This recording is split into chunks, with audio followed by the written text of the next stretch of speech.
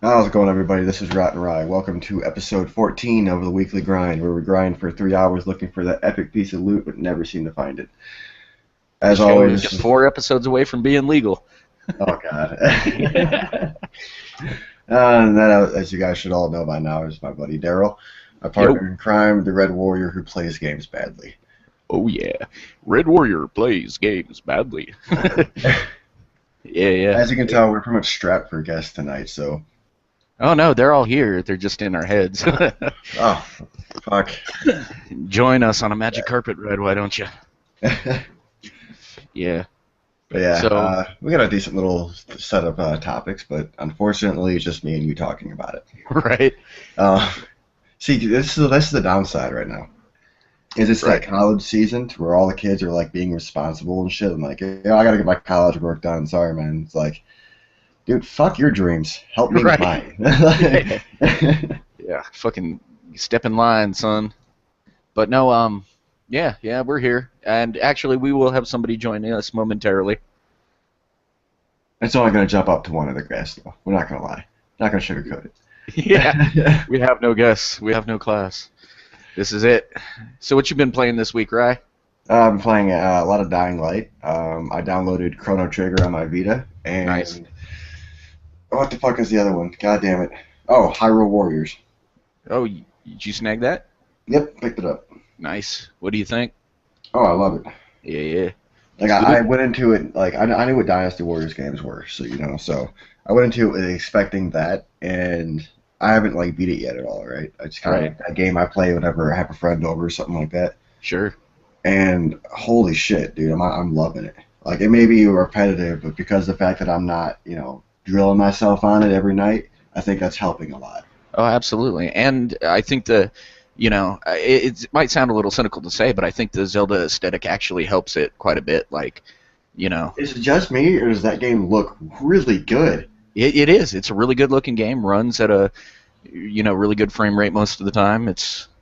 Yeah, I haven't experienced a chug yet, but I don't know. Maybe it doesn't like worse in later levels or right. something. Did you get And the dongos? oh god, actually, yeah, you do bomb A to I know. Dongo. I know. Um, I had that game briefly. I'm hoping Nintendo gives it away for their platinum thing this year.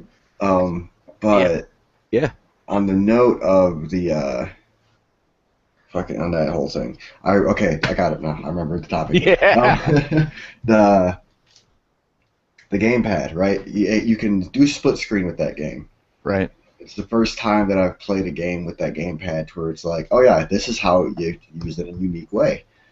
You can like, okay, I have a buddy of mine. He's playing on my big screen, and he has that screen all to himself. I have the gamepad in my hand, and I have that screen all to myself. Now, granted, I'm getting gypped out, right?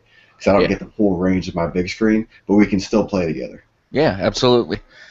It's cool, and you don't have any of that fucking screen. What do they call it? Fucking glancing at people's screens and cheating and Oh, shit. well, see, that's the thing is just, the game is not really a versus game unless you're competing for scores. But Well, no, but I'm just talking about the concept in general. You could really pull yeah, out off a good, and I believe they have. I believe the Call of Duty games have at least co-op actually, I have no idea. not multiplayer, but Not yeah, a damn clue on that front, man. yeah. It's one of the things where I buy a Call of Duty game, I buy it for the Xbox One. I don't even bother with the Wii U for that. Oh yeah. Well, yeah. Yeah, I don't. Yeah, pretty much. I mean, the community is going to be there on the other systems. Yeah, like Maybe not. I can't imagine a lot of people playing it on the Wii. Well, actually, it's got a, well. I know the Wii, the actual original Wii versions of Call of Duty had a pretty surprisingly dedicated fan base, which was, you know, kick in the teeth for me to find out because, I mean, they're online. At least the online ones did, and it was, you know, I guess there were people still, when Nintendo took down the Wii servers and stuff, there were people trying to come up with like, server emulators and stuff to kind of get around that. And apparently, Call of Duty and the Mario Kart were like, and Smash, of course, were like the main draws for getting that done, which is kind of surprising. So at least with Call of Duty, anyway. Yeah, it actually kind of is. Yeah. So what have you been playing this week? Not much, man. I've been wanting to. Um, a friend gifted me a $10 gift card to the eShop, so I picked up a copy of Metroid Prime Trilogy, and haven't had much time to play though, because started work yesterday. So, You uh, have priorities, man. yeah. But I have, well, I mean, the usual stuff. There was a little bit of Sonic Racing Transform this week, and EDF and whatnot. Fuck, that's right. We did play that. Yeah, yeah. But beyond that, not much. And actually, no. Last night I did finally get around to playing the Swapper for the PS4. It was given away last month for their. It was one of last month's PlayStation Plus offerings, and it's an interesting game. Thank you. You actually just remind me of another thing we can talk about tonight. Hmm. We can do it without having a lot of people chime in, so it'll be a great thing. Right, right. I did want to give a PSA really quick to our 3 viewers, one of which is me, I think. If you got a Club Nintendo account and 600 points lying around, get yourself a copy of Wonderful 101, which is a game everyone should play. So put it on YouTube. What's that? Yeah, just Put it on don't. YouTube. Yeah, and we'll get to that in a bit, because that is some bullshit that I want to talk about. All right. I'll work on this if you want to head to the topics list and pick one out of the hat. Well, let's see. We have. Well, this one's kind of. Yeah, let's talk about this. Game Nosh reported. Well, this was a Game Nosh article sourced from a Wall Street Journal article that alleges that Netflix is working on a live-action Legend of Zelda show. Oh, my heart beats slow. Yeah, right. Like, oh, if this happens to be a thing, I will lose my shit. Like, I will legitimately lose my mind. Right. My only thing is, I've not watched a lot of Netflix originals. Do they do it like, oh, here's the whole season, watch through it, or do they do an episode a week? Well, instead I of a TV believe show? I believe they did that with Arrested Development. It was one and done. Day one, you had all 6, 7 episodes, whatever it was. I'm not sure. That's I know. I know with I think Orange is the New Black is another Netflix original, I believe, and I believe that one was episodic. Like week by week. But I can't really be sure, man. With this, they would probably do week to week, because I would imagine the. Imagine if it is a real thing, because we should specify it's just a rumor at this stage. Right. We don't know Yeah. for certain that's going to happen. Right, because even Wall Street Journal, when they reported, said that they spoke to someone familiar with the project or something like that. No names were given, no real details, aside from that they're looking for a writer, and that they're allegedly working rather closely with Nintendo. So. If they're still looking for a writer, this thing's far out. Like, Oh, we're yeah. not going to see this for another year. Now, Easily. I imagine if they go the route that kind of like Marvel did with Agent Carter and do it like an 8-episode series, they'll probably just cram it all out at once, because it would probably save on budget to do the episodes, film the episodes kind of back to back or Yeah. whatever, and then just put them out there. But I'm kind of skeptical, man, because Nintendo, ever since the Super Mario movie came out and kind of, fucked that franchise in the ass, Nintendo's been really, really kind of They haven't really dived into that thing of Right. Let's turn our IPs into movies, because that worked out so well. right. Like they're willing to delve into animation. I mean, we've seen like, of course, Pokemon and F-Zero and Kirby and whatnot. But as far as, and I believe there was an Animal Crossing anime. It was like a couple episodes or something. Like, they're willing to do animation, but like live action, and especially American made, is a whole other thing. And so I'm kind of skeptical that this is even really just more than a twinkle in somebody's eye at this point, Yeah. because it doesn't strike me as being something that actually has legs at the moment based on what I know about Nintendo. But on the other hand, Nintendo's got a new Zelda game coming up, and they might see the value in the cross promotion. So who knows? You say see value in cross promotion. Yeah, I know. They, Let's hold on to that, man. Because I think that one ought to be one of our, cake toppers, so to speak. Yeah, we'll wait on Josh to get into that one. 'Cause Right. that'll be one we'll dig into. Right. So with that being said, though, I did grab that list I was telling you about. If you want to click on the group chat link there, and it'll pull you up. List of upcoming games for February. All right. I don't have the list. It's in the group chat. Look. Yeah, no, I'm looking at it. I'm looking at it. I've still got your. It's the bottom. Yeah, I'm looking. Then you're blind. Oh no, it's just that we've clicked on this link about 100 times in the last 3 weeks. All right, there it is. We got Evolve coming out this month. Yep.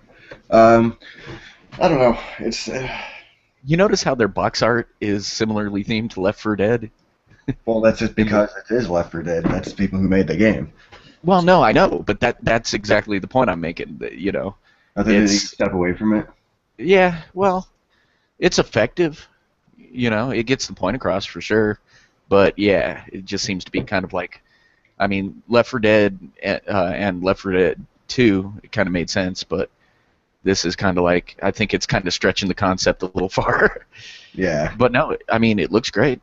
Yeah, the game looks fun, but I just wonder how long it'll maintain its playability without a player base, or if it's how long it'll maintain a player base, really. Right. Well, I mean, how long is there's still people playing Left 4 Dead, right? True. So, and it being by Turtle Rock, people expect quality, so. Right. So I can see this one having legs. It really depends on whether or not. I mean, because I can imagine quite easily the PC version will have a big user base right there, because these multiplayer shooters like that tend to have legs on that platform. But if and I'm a little concerned about the Xbox One, because just sales wise, it hasn't reached as many people. Yeah, but you have to take the PS4 and the Xbox One combined. Yeah. Well, no cross or platform play though, which is kind of. Yeah, true. I see what you're saying now. Yeah. And but no, I mean, I think it being its pedigree will ensure some measure of success for it, I'm sure. So. Well, I hope so. Yeah. But then of course we've got Ryan's. Fucking already pre-ordered it. I know I shouldn't pre-order games, but I know what I'm getting into here, so I don't care. Well, and I figure, look, for me, pre-ordering is like, I've got the money now, I'm going to put it down because I don't know if I'm going to have it in a month or two. You know what I mean? See, that's not even going to worry with me. I don't mean to sound I know with you, you were just like, yeah. I know for you, you were just like, I need this in my life right now. Yeah, well, what it was is I was playing it on the Wii. I bought it on a virtual console, 4 months ago? Mm-hmm. And then, after I beat it, less than a month later, they announced it was finally coming to 3DS, which we already all knew was happening. Right. It was just taking them a lot of time and everything like that. And I think we have the people from Operation Moonfall to really thank for getting the word to Nintendo that, hey, this is a thing that people want. If you guys really want to make money, do this. Well, I think they've kind of known. I mean, it's like Square with Final Fantasy VII. I think at this point in time, there's no way they couldn't have known. You know what I mean? Oh yeah, they know, but see, at least they're taking the initiative, and sure. they're making the game look better and feel better, and stuff like that. Whereas Square is just they're like, oh well, people want Final Fantasy VII, put it to every playable device ever. So they give us the PC version. Exactly. Yeah. Like, don't even bother to clean it up at all. Just it's the same game. Just give it to them. Like, what the fuck? Yeah. Isn't the PS4 and yeah, it's the PC version. Yeah. You just get a PC port at that point. It's just yeah. I'm just gonna, if it comes down to it, I'm just gonna buy the game for my Vita and be happy with it. Right. Well, I'm telling you, man, for all its other faults at the moment, Nintendo does tend to get that fan service thing right. So Majora's Mask being my favorite Zelda game ever made, I can't wait. I gotta admit, man, I have never beaten it. I think I completed the first temple, and it's just really daunting, man. That whole time travel thing, trying to make that work in my brain. Once you figure out how it all works and everything like that, the game is really simple. Yeah, and I think that's the thing. I think I just never gave it the chance to. And you gotta learn the speed song, the speed time song, and the slow time song to really make the game even more enjoyable. Yeah, and apparently, they're fixing the portable version up a bit in the sense that, like, saving is more forgiving.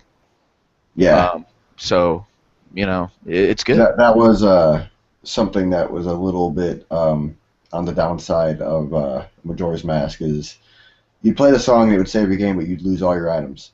So it was one of them things where your only save spots besides that were at owl statues, Yeah. but those were really far and few in between.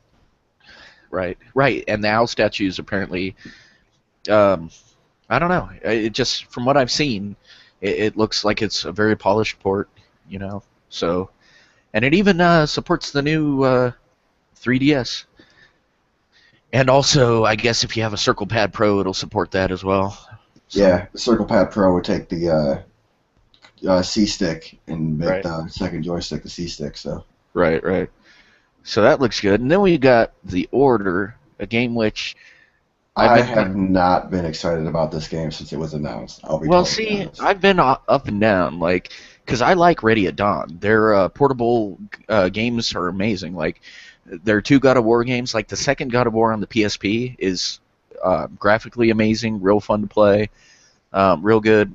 And Daxter was actually really great on the PSP as well.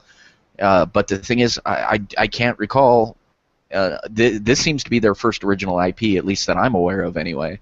And I'm kind of iffy. And then the whole letterbox thing and the insistence on, what is it, 30 frames per second? And so you can take all of that console war shit or resolution war shit out of it.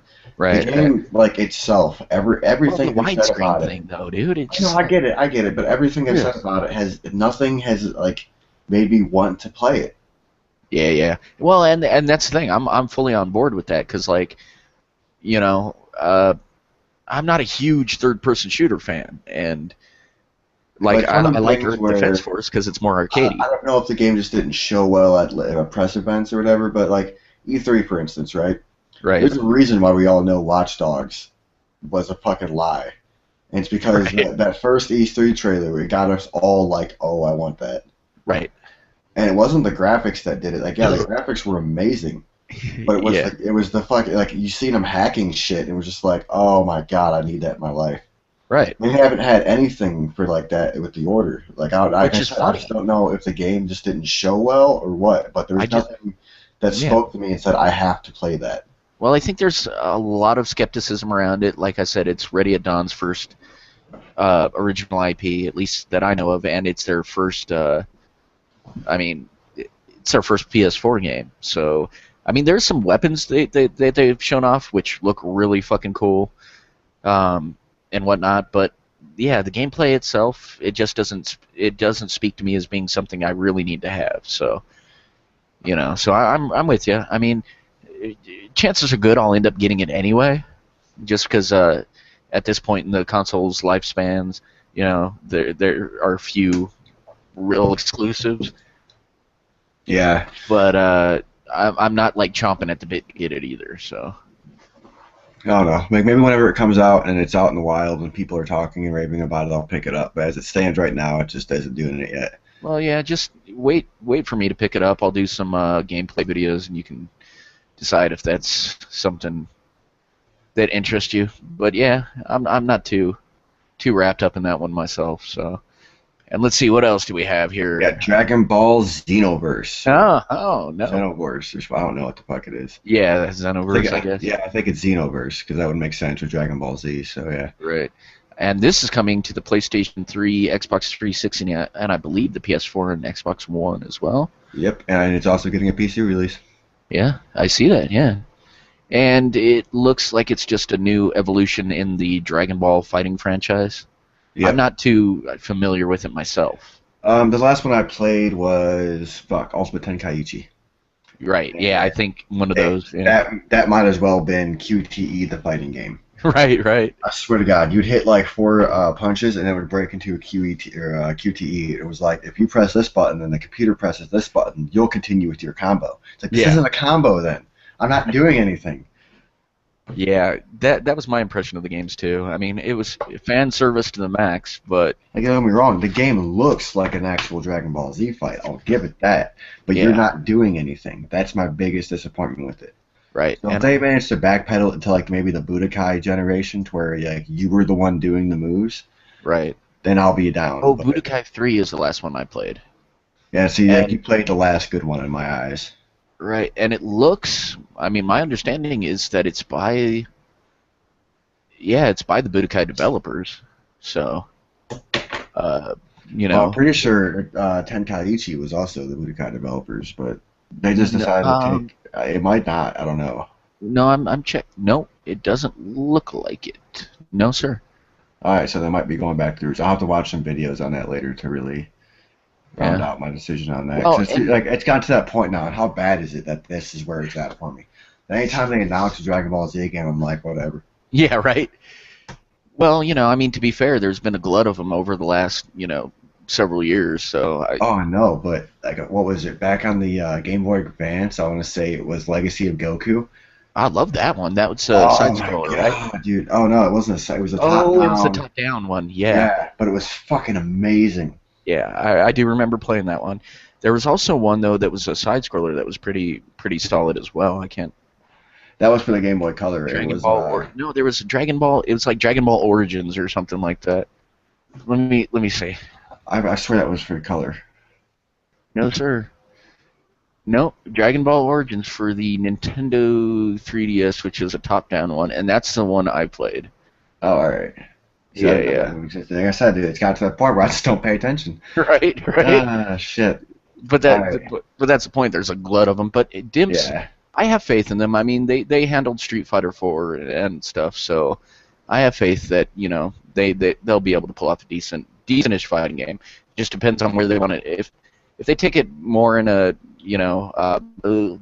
Budokai route, Yeah, they need to go back So- to their tournament fighter roots and stop with the overly dramatic fighting scenes and Right. shit. It's just, like, don't get me wrong, I understand that's Dragon Ball Z, but let me Sure. feel like I'm the one doing it. right. And then next on our list is Kirby and the Rainbow Curse. Curse. Now I am psyched. I got to tell you. Oh, Did go you ahead and tell me. you ever play? I've never played a Kirby game. You've never played a Kirby game? Never. Oh man. Why should I be excited? Let's see. Well, okay. It's hard to tell you because this is actually the next evolution in a game that came out for the DS called Kirby's Canvas Curse, and it was controlled completely by the stylus. And what you would do is you would create little rainbow tracks or whatever for Kirby to move around on, and it was a really unique concept. It mashed in the Kirby stuff like stealing enemies' powers and whatnot, but it was mainly just the main hook for that version was the drawing of the paths and stuff for Kirby and stunning enemies with the stylus and whatnot, and that looks like what they're going to do with this one. But the graphical style looks kind of like claymation in a way for Kirby and the Rainbow Curse. So, yeah, I mean, honestly, I can't really say anything to sell you on it. It's something you have to play for yourself. Did I lose my co-host? No, I'm here. You're just like, Actually, I just did back to check on the chat and everybody else to make sure, see how it's going there. Apparently, Marco has been getting his ass handed to him in Deus Ex. I saw that. He'll get there, man. Don't worry. yeah, you'll get it. But as far as Kirby goes, Kirby as a series is really kind of simplistic, deceptively so.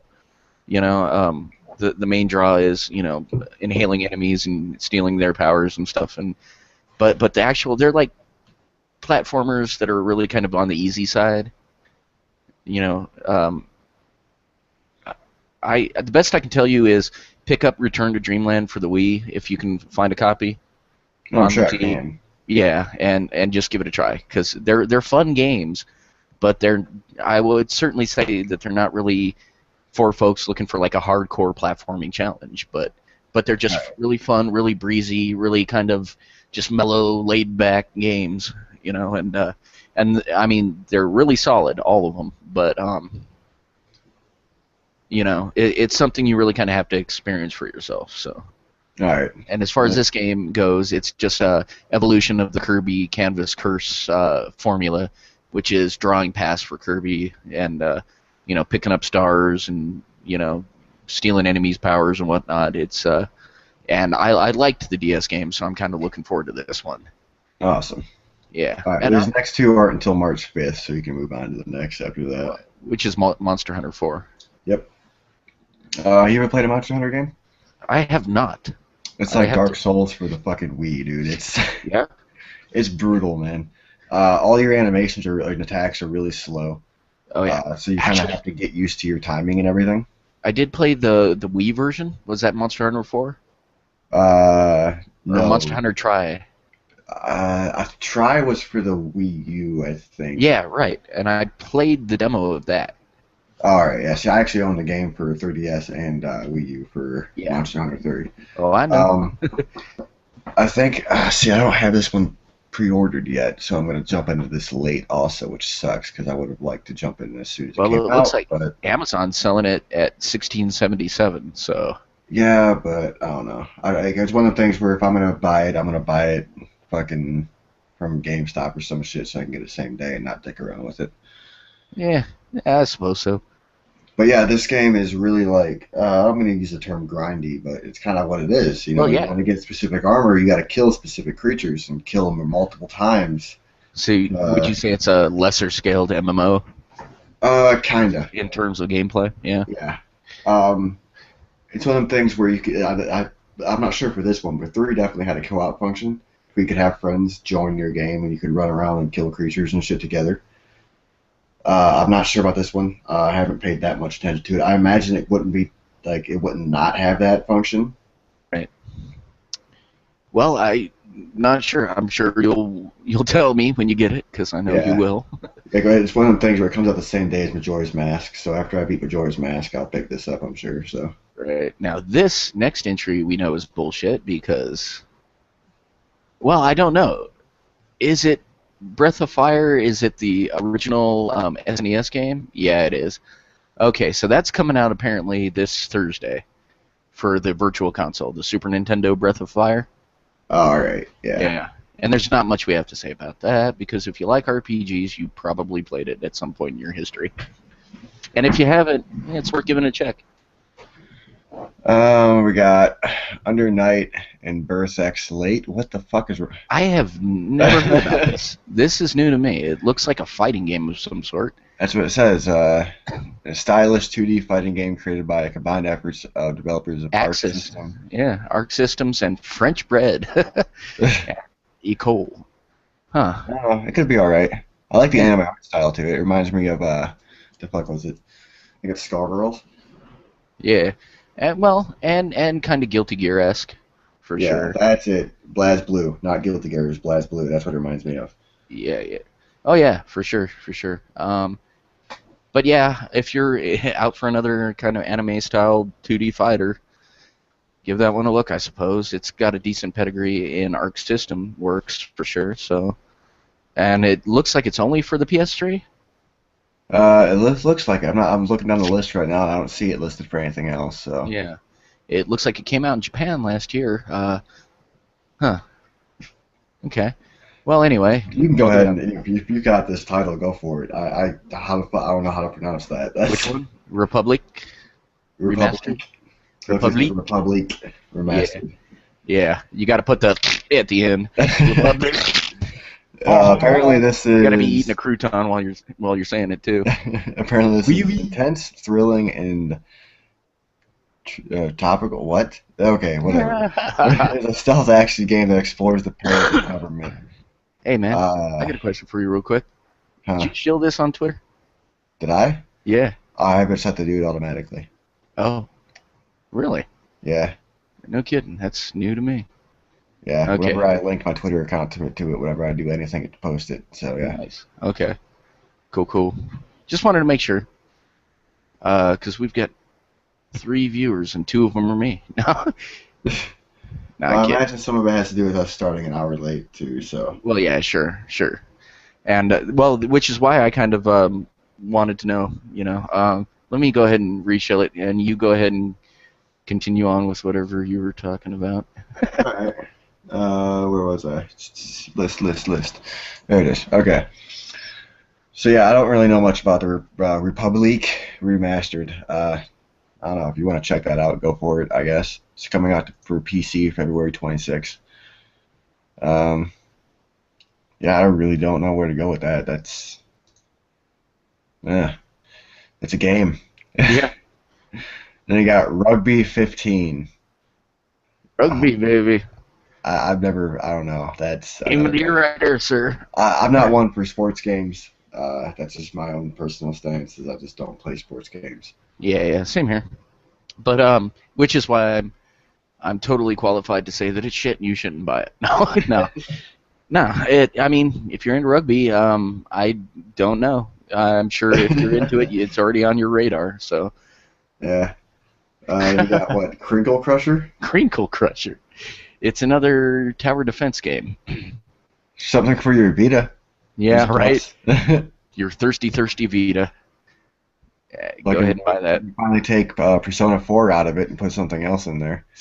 Yeah, right. What do you mean take it out? I just bought a memory card. I don't. Fucking that shit. Yeah, Block and Load for PC. Really no information on this one either, though. Don't know, but I do know Loadout's on the PS4, so go play that. It's a really fun game. And we got The Book of Unwritten Tales 2. It's coming to Macintosh. Oh my god, what? Yeah, Josh McIntosh. It's coming straight to him. You have to sit here and listen to him read the Book of Unwritten Tales for hours and hours. It's tales of misogyny and... No, they're not written tales. I'm pretty sure those tales have already been written. So that is true. That's true. Yeah, I forgot that little detail. The unwritten tales are how he's full of shit. And controlling Anita behind puppet strings. Right. She needs to join Ultron in that whole no strings attached thing. See, what you don't know is he's actually the villain at the end of Agents of S.H.I.E.L.D. He's Yeah, going to be like he's going to be the main Inhuman. Right. Shit. Yeah. Oh man. Let's see what else we got. Dead or Alive 5, last round. It's a PS4 port of Dead or Alive 5. Huh. Well, Okay. if you're into Dead or Alive games, go for it. I guess I don't know. Yeah. I've never played Dead or Alive games. Are they solid or? Yeah. I mean, I can't really speak to the more technical side of them because that's a whole deal right there. But they are fun. Used to play DOA 2 hardcore back in the day on the PS2, and of course the Dreamcast version and shit, and they were fun games. But you know, I can't speak to their solidarity or whatever as fighters, but I like them. And there's boob physics. I was gonna say that's what you're in there for. Yeah, sweet boob physics. Li Fang, show me your boobs. You got what on mechanical extended. Yeah. This is another one. There's not gonna be a lot of info on either. Unmechanical is all about the adventure of a little helicopter trapped in a strange but fascinating world. Huh. Okay. Well, there's that. That's a thing, apparently. Yeah. Then we got Resident Evil Revelations. That's that's March. My bad. Let's check to see if we got any more in February. Yeah, I'm Rust checking. Bucket Rumble. Rust Bucket Rumble, huh? It's from the creators of Descent, or co-creator of Descent. Rust Bucket Rumble is a multiplayer 2D team-based multiplayer combat game. Yeah. I don't know. If you have a Mac, well, there you go. There's another game you can add to the 10 or so that are on your system. Yeah. Pretty much. I don't. Yeah, right. Ace Combat, Assault, Arise Legacy Plus for the 3DS. Are people really playing Ace Combat games on the 3DS? Yeah, apparently. I don't know who. I've never seen these people with my own eyes, but they exist, I'm sure. And I wanted to give Marco a really quick thanks for reshowing the stream. Much appreciated, sir. We got, Cults and Daggers for PC? What now? Cults and Daggers for PC. As the old gods plot to destroy a planet, they can no longer rule. You are tasked with creating your own religions. Oh yeah, because that can go poorly. I thought you said Coulson. I was like, what the fuck, making it Agents of S.H.I.E.L.D. again? Well, yeah, you could make an Agents of Shield religion. So there you go. Yeah. You I'm all pretty sure that already you exists. all worship Sky, and Oh yeah, I worship. I'm not. I'm unashamedly worshiping that woman. Anyway, what's we next? got Decay the mayor. Yeah, I saw I want to that. say that these actually came out for the Xbox Indie Library a few years back. I don't know about this one in particular, but Let's see. Let us see. I don't know. It looks like it's. Yeah, I don't know. If it is, it's not saying here on IGN. which doesn't surprise me. Yeah, right. Well, yeah, I know.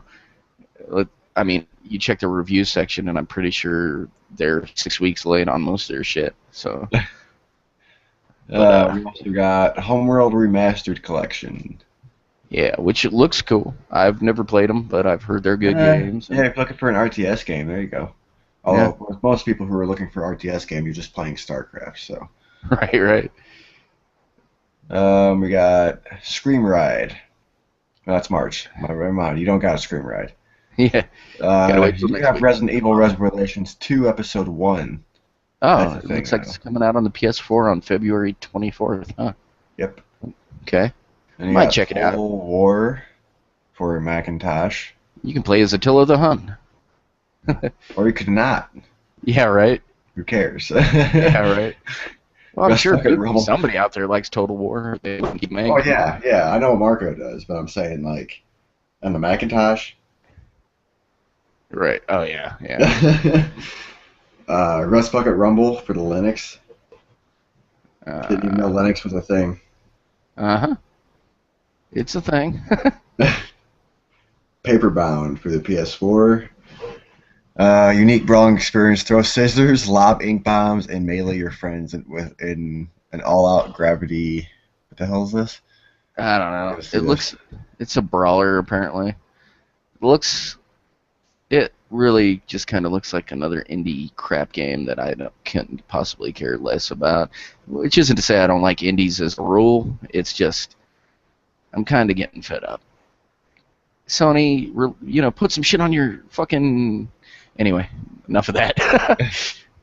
But no, yeah, I mean, it looks like it is what it is. We got the perfect game here for people. Yeah, for people.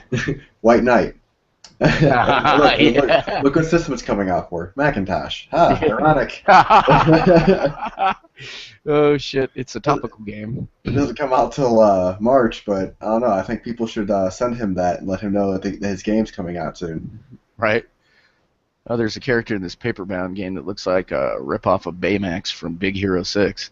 Uh, Because that's a totally, it looks like a gravity-based thing. Oh, it looks like people on the PC side are getting Total War until February 17th. So there you go, Marco. Yeah. He's The excited. one guy I know that plays Total War. And then, of course, actually, see, we have Resident Evil Revelations 2 down here for the Xbox 360, PC. Yeah, it's And coming out for whatnot. everything else as well. Yeah, which makes that other listing we saw for it seem kind of weird. Well, what it is that's episode 1 that they're getting. That was And just. episode 2 is coming out later on. Oh, well, no, yeah. Well, let's see. Yeah, all right. Go ahead, prove that I'm right. Let's wait. What's that? So go ahead, I'll wait while you prove that I'm right. No, it's just stupid that they would list episode 2 before 1 in this list. Oh, I know, but it's IGN, Yeah. so. That's right. You can't spell ignorance without IGN. All right.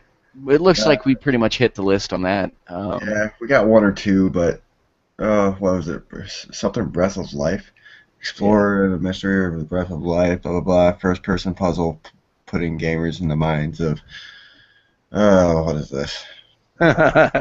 You're like, you lost interest halfway Well, it's through coming that for sentence. Xbox One. That's kind of what I'm getting at. Yeah, it's another platform putting gamers in the minds to test in a visually stunning world using Unreal Engine 4. All right, I'm down.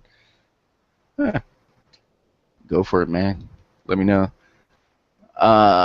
Let's see. You want to sold hit me on Unreal Engine 4. I'm really pissed off at Josh here. He said 7. It's Almost now 8. 8. Yeah. I'm gonna stab him in the face. Let's see, what do we got on our topics? How about The Witcher 3's reported 50 gig install? All right, we can do that. Let me Yeah, get to the Google Doc real fast. There it sure, is. sure. I have no opinion because this isn't really anything new. I mean, I played plenty of games that have on the PS3 or 4 rather that have huge installs.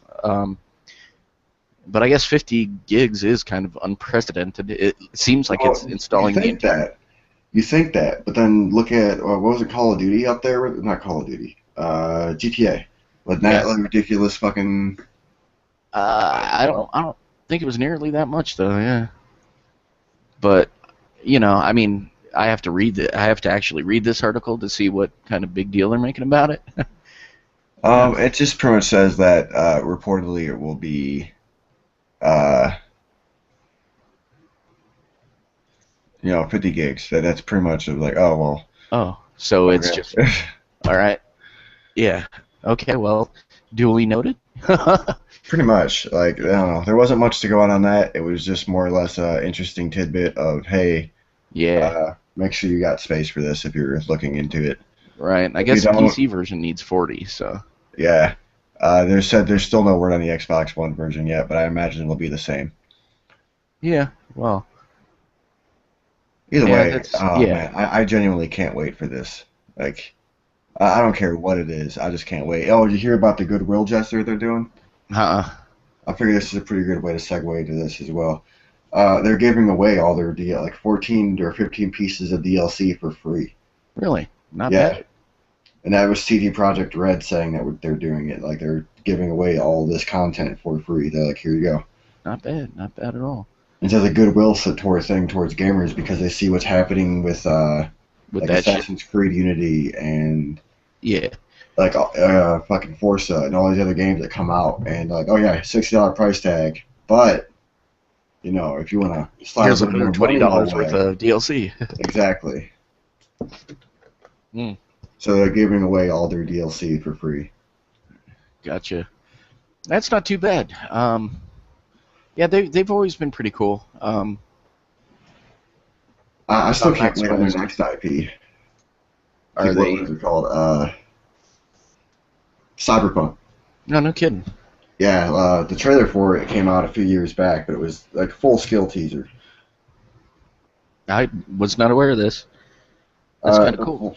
They're like if you look it up and find out what cyberpunk is, like the idea is that you get these augmentations that make you more and more into like a cyborg type of deal. Hmm. But the more augmentations you get, the more likely you are to lose your mind.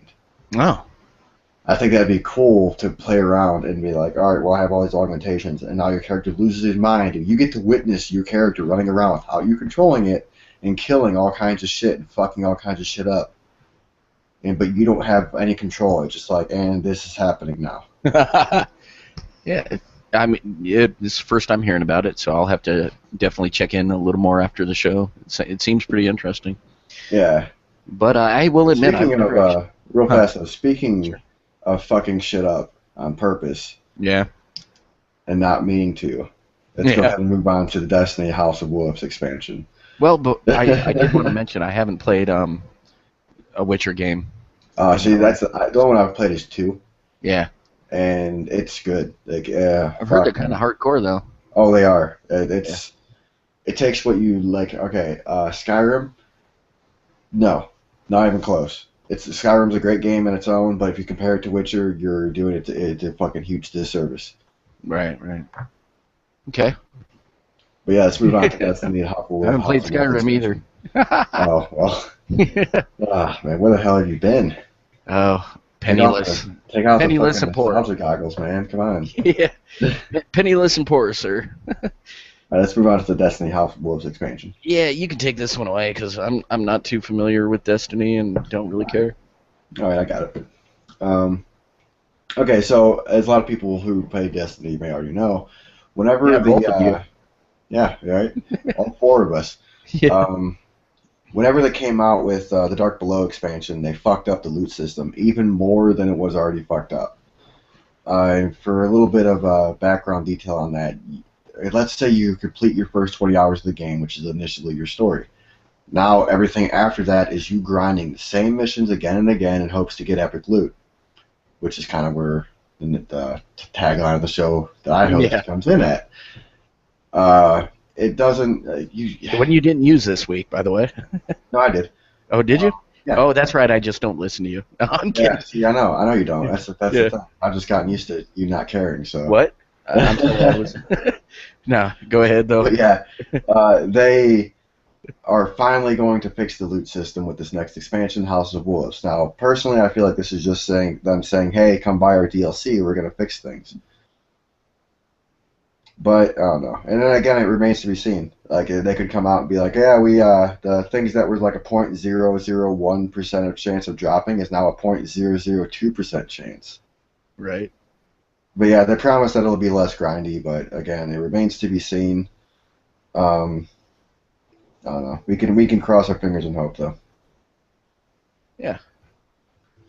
What else we got here? We have. You want to go into the Persona 5 gameplay trailer because this is kind of in your wheelhouse. All right, we can do that. I don't even got to pull the article up. They showed off the Persona 5 gameplay trailer this week. Holy fuck! If you played Persona 4, you're gonna need this one in your life as well. This game is just, oh god, so tasty. Yeah. Like, dude, oh shit. If you're a fan of anime, get this game. It is an RPG and an anime collided together. It is the essence of a JRPG. It is the best fucking, oh my god, so good. Right. It looked alright, man. Look, I was one of them naysayers. Like, before I played Persona 4, I was one of them naysayers going, oh, it can't be that good. Played it, and I was just like, oh, dude, this is, oh, fucking Christ. I can't even, who's the killer? Who's the murderer? I still haven't beat Persona 4, dude. Little do you all know that he actually bet his dick in this, you know, that the Persona wouldn't be any good. So when he was wrong, he had to cut it off and wear it on his neck like a little talisman. Yeah, So. exactly. What do you think Brianna Wu got hers? Yeah. Yeah. It's a. But no, I mean the gameplay trailer looks good. What system is it coming out on? Do you know? At the moment, they haven't announced systems. I got a feeling it'll be PS4 though, just because if they're gonna want to keep with current times, it's gonna be the PS4.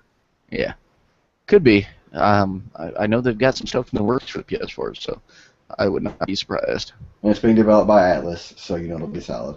Right. All right, what else we got here? We have brand new Xenoblade information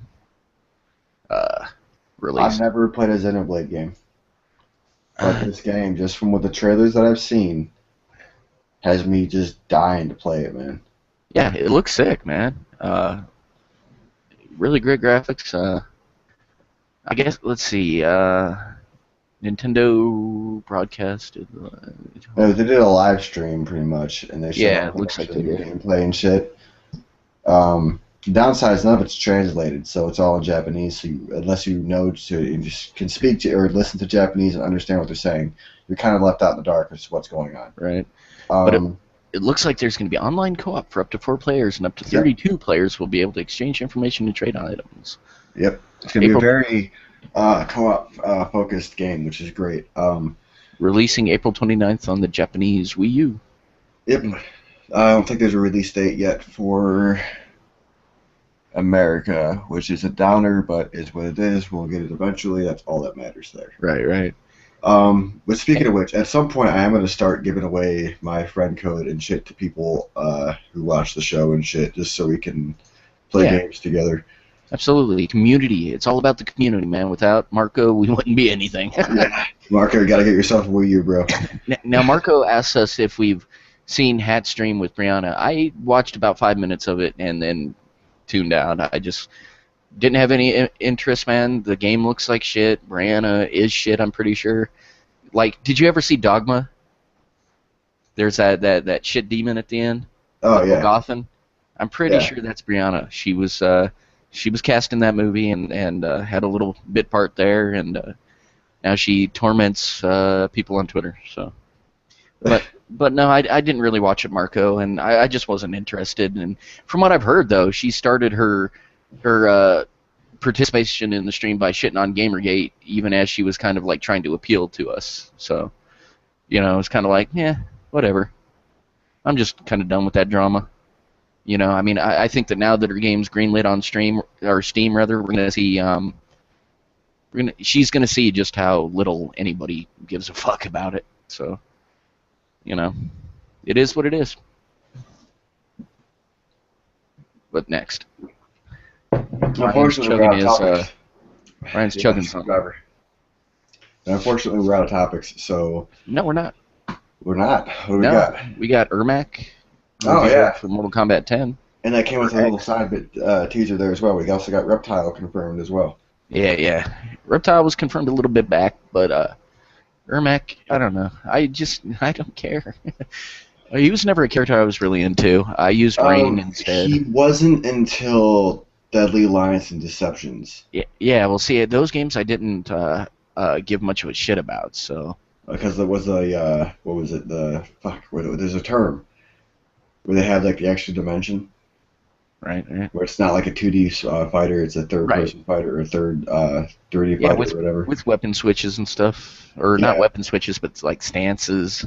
Yeah, I really fucking like those, honestly. And actually, I do remember playing it. I just wasn't too big into them.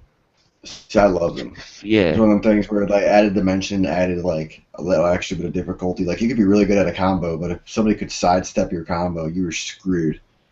Well, I'll be honest, man. Like I used to love the old school Mortal Kombat games. Like 1 through 3 were the shit for me. Like I loved them. I remember going to an arcade, man, and there was a glitch you could do on the arcade version of Mortal Kombat 3 where you could unlock smoke and then do some shit. Basically, put the machine on free play. And I used to go up to the arcade because kids would fucking do that all the time and just sit there for hours, playing Mortal Kombat 3 with these kids. I love those. But the newer ones, it's like they retained the stiffness of those games. Like those were a product of the technology. Like, you're doing live action, footage and stuff. You're kind of maybe limited, by hardware space or whatever in terms of like frames, animation, whatever. I don't know. But the new games feel a little too stiff for me, and so I'm kind of like, I mean, like Mortal Kombat for the PS3, I bought it when it was on sale on at some point, and I dug it. But yeah, the stiffness of the combat and the animations and whatnot is starting to kind of detract from the game a little bit for me. Like you play something like Street Fighter, which is just seamless animations and stuff, and it's real fun, and then you play Mortal Kombat, and it's like, my punch has 2 frames of animation, and it's incredibly stiff. We got an update from Josh, by the way. He'll be joining us any second. Yeah, cool. As we burn through all the topics, he will be joining us. Yeah, right. But at the same time, though, I am kind of curious about this new Mortal Kombat. I'm a little underwhelmed by it graphically, man. Like, I'm not going to say it doesn't look good. Oh, no, there are definitely some textures here and there that I've caught that are like, really? Yeah. Yeah. Scorpion didn't look nearly as good as I thought he should. Right. And the weird thing about this is my understanding is, even though it's a cross-generation game, the PS3 and Xbox 360 ports are being handled by a different team, right? Yeah.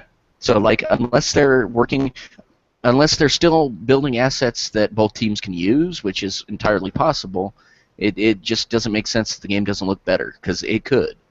Like even but they're still working on characters and balancing and shit. So I imagine once everything comes out and is polished, it probably will jump up that little bit. But. Well, the game comes out when, April? If it comes out that soon, dude, they need to get their ass in gear. Yeah, I believe it does. Let me check real quick. April Mortal Kombat. I almost misspelled it with a. Just put MKX, dude. Come on. Almost misspelled it with a C instead of. Yeah, it's coming out April 14th. So. Oh no shit. Yeah, see, I know what they're doing now. They're gonna every week they're gonna get a new character teased. Yeah. Well, see, and I actually the one thing that kind of makes me eager to play it is Mortal Kombat's story mode was actually, I mean, cheesiness aside, it was really excellent, and I'm kind of eager to see how they, because at the end of Mortal Kombat, wasn't Johnny Cage and Sonya like pretty much the only survivors of the original cast aside from Raiden? Like, I Is Liu remember Kang in Sindel it? killed everybody. Is Liu Kang in it? Well, Liu Kang was killed. Raiden killed him. Oh, wait, Accidentally. you're talking about MK9? Yeah, yeah. Spoiler alert, I guess. At the end, Raiden realizes that the prophecy, that he must win, applied to Shao Kahn. He must win because it's a breach of the rules that says he can only take Earth after winning Mortal Kombat or whatever. So Liu Kang jumps in and tries to take Shao Kahn down, and Raiden's like, no, he's got to win, and fucking fries him to death. And so at the end, Sindel kills pretty much everyone else. And so at the end of Mortal Kombat 9, the only surviving characters from the original cast were Sonya, Johnny Cage, and Raiden. And Mortal Kombat, they're going to find some way to bring Liu Kang back, because they will. Right. Well, see, and with Scorpion, I've been reading the tie-in comic, and interestingly, he's still Scorpion, but he managed to kind of regain his humanity and become whatever his name is. I forgot. But yeah, so Scorpion makes sense, and Sub-Zero makes sense in the sense that like Sub-Zero is not necessarily one person. I mean, over the series, he's been his brother and whatnot. He goes on to become Noob Saibot and everything else. Right. So I can understand Sub-Zero and Scorpion, and of course Johnny Cage and Sonya and their daughter. One thing I could say is Sub-Zero being my main. Every time they do a trailer for a Mortal Kombat game, it's like I already know that they're going to have Scorpion and Sub-Zero pitted against each other because those are the two people you expect, So every time they do, it's like, all right, you're going to have Scorpion win because that's your boy. Now, you were talking about Deadly Alliance and all that or whatever, and interestingly enough, this game looks like it's bringing back the multiple combat system, but instead of being something you switch and go around, it's going to be something you choose before fighting. Which reminds me of the Street Fighter games where you could pick, like Alpha, you could pick the different isms and stuff for your character, and they played slightly different based on that. Yeah. So, I mean, I'm not going to say I'm not interested, because, I mean, it does look okay, but I'm just kind of, I wish they would hire better animation artists and better, character designers, because our women all look like men with boobs, and, I don't know. But those are I trust NetherRealms. I want to see what they have to offer whenever it comes down to it, honestly. And that's the thing. Mortal Kombat 9, when you get down to it, could be as deep as you wanted it to be. Yeah. Like there was some stuff in there that it's just, like I said, the animations and whatnot were just it kind of didn't mesh with my brain and what I expected to be able to do with it and shit. And I mean, I got pretty good with Scorpion though, but yeah. I mean, I'll check it out for sure. I'm a gamer whore, so I can't say I won't. That's like the one fighting game I'll play the shit out of, like that and Injustice, just because it was also made by NetherRealm. So I didn't mind Injustice at all, man. Like I got pretty good using Superman. So see, my character, I can't even say I had a defined character. I never made it through the story to even fuck around on multiplayer. So yeah, well, we'll have to one of these nights. Because we both have it. Yeah, for free on PS4. Yeah. Yep. So, but yeah. I mean, Mortal Kombat 10 or X or whatever they're calling it. It's on my radar for sure. I'm eager to kind of see how it turns out. But what else we got? Do you want to dive into that last one, or do you want to wait until Josh comes around? Oh, we have another one. Oh, the Nintendo one. Yeah. The big one. Let's you want to hold off on that one? Yeah, we're gonna hold off on that. We can shoot the shit for a little bit. Or waiting on Josh. Well, I did have one thing I wanted to talk about, and this it's tangentially Gamergate related, but not necessarily really. A guy posted on Steam that alleging that Brianna Wu gave a community user, a longtime community user, a site-wide, a Steam community ban for criticizing her game.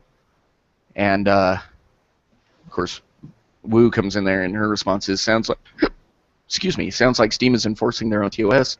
If you follow them, you're fine.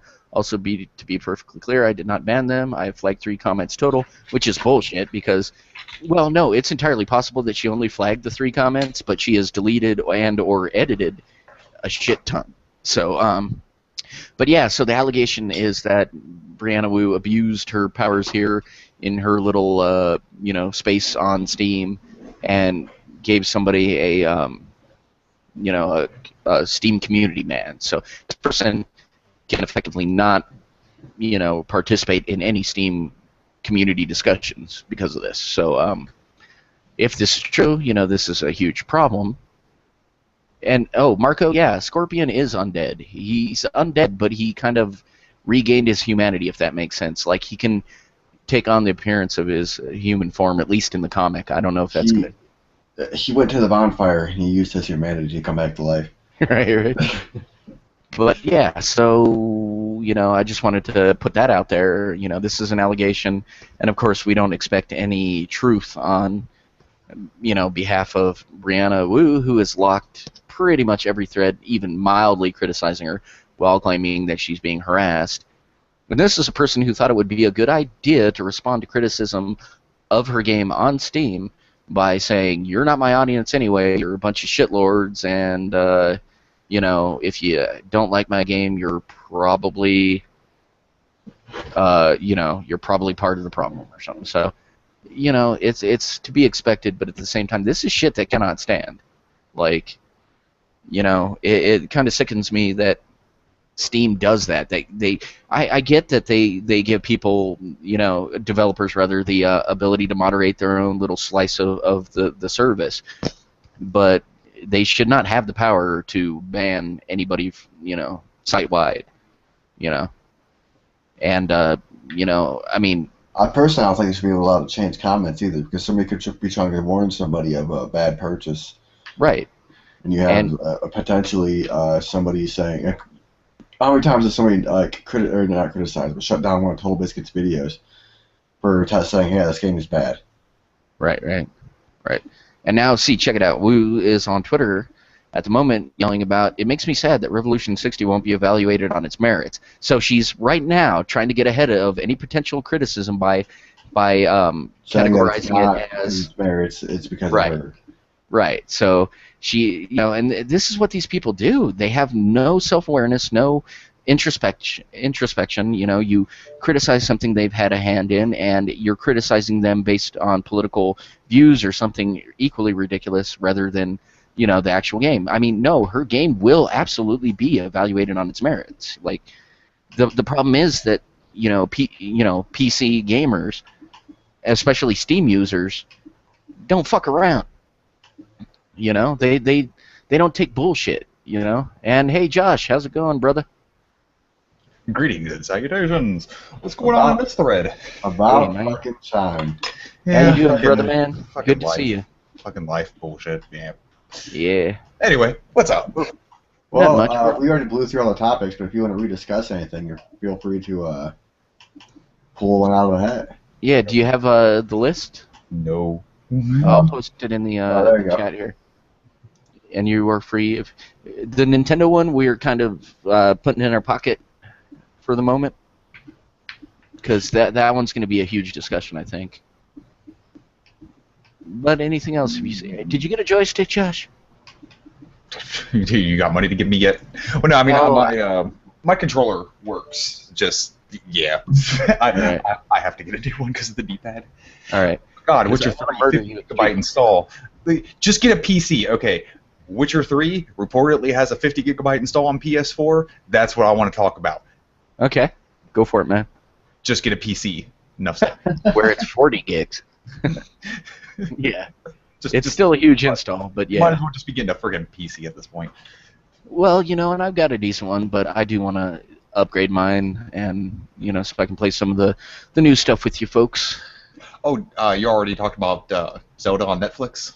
Yep. Yes, we did. Go ahead and touch on it again if you want. Yeah, if you got any thoughts? What was your general thoughts, just so I don't tread over shit again? Well, we're curious to see. This will be the first time if it comes to fruition, right? Because now it's still technically just a rumor.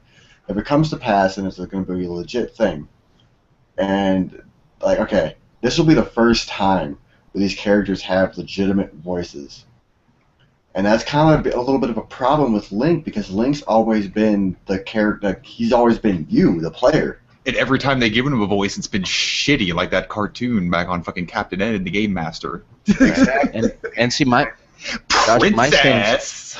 yeah, excuse me, princess. Oh boy, I can't wait to bomb some Dodongos. Yeah. But that was actually the It's still just as bad. Faces of Evil, Wanda Gamelon, one of those.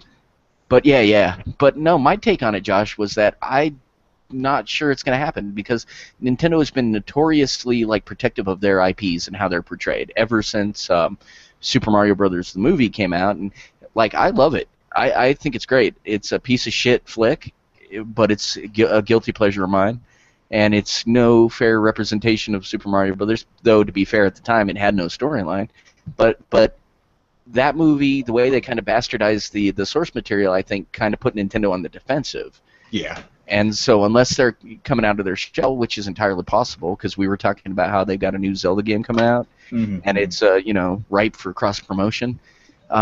Unless they're into that whole thing, I really don't know. I kind of perceive it as being a sparkle in somebody's eye, like a dream that somebody has, but nothing. Yeah, there's somebody talking about this on the fucking in the boardrooms, probably at least. Right. Let this happen. Let it happen. Oh sure. You know why? Because if it's going to be with Netflix, they've chose a fucking good partnership. Because everything I haven't seen 100% of Netflix's productions yet, but I've seen a decent amount. Orange Is the New Black? I love that show. Heard that? Yeah, I've heard it's great. That show's awesome. And you can see Laura Prepon's titties. That's plus. That's plus. The one with Kevin Spacey, the Kevin Spacey one, is really good. Arrested Development. Yeah, House of Cards is really good. When they came back with Arrested Development, considering what they had to do with everybody's schedules in mind, that was good. For a while, it was speculated that they were actually going to be the ones who picked up Heroes. Oh yeah, and that didn't happen. But they were gonna. But there was talks that they were. Yeah, but they were negotiating. Doing a new mini series. But Netflix is good. They're a good production company so far, especially like there's movies out there now, even their stand-up comedies. They're very good at throwing money at things that projects that they like, and that they have like a hands-off kind of approach. They're going to let this be it. So that's why I think if it was going to be with anybody, it's going to be with Netflix, because whoever's going to make this Legend of Zelda series, if they have a passion for the series of games itself. Right. It's like Netflix apparently is doing they're doing a bunch of series based on Marvel Comics properties like Daredevil and whatnot, and the great thing about that is these little miniseries are all going to culminate in like a small screen Avengers type thing, taking these characters and putting them in their own little group, and so I think under the right creative direction, and Netflix does kind of give me a little hope, but at the same time, I'm just wondering, is this just somebody's pipe dream, or is Nintendo really considering kind of jumping out of its comfort zone? They understand that they have to, but they're still just having trouble understanding the world, and so they're going to peek their heads out of the turtle. Yeah, man, let's be honest. Thousands of years of locked on an island, it kind of does that to you. Right.